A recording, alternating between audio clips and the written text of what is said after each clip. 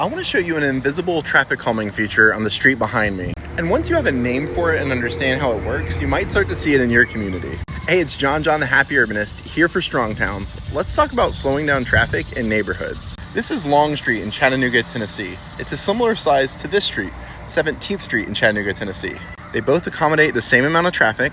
They have the same exact speed limit, but 17th Street encourages people to drive at the appropriate speed.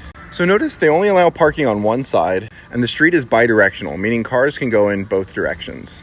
This street is also bidirectional, but they allow parking on both sides, creating a more narrow street. This narrow passageway instinctively has drivers slowing down when they enter and forces them to drive with more caution and alertness. And it's so narrow, in fact, that most drivers choose to stop and allow another car to pass through if they're going different directions at the same time. This design is what is referred to as a two-way yield. And the question might be, is this by design or just a happy accident? The answer is a little bit of both.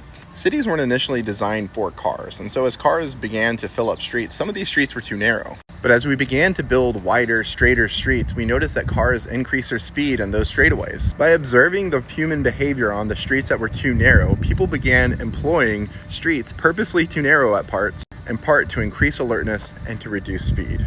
Good design is mostly invisible. And what I love about this is it shows you that you don't need flashing signs, speed bumps, or speeding tickets to slow people down. Sometimes you can design just based on observed human behavior.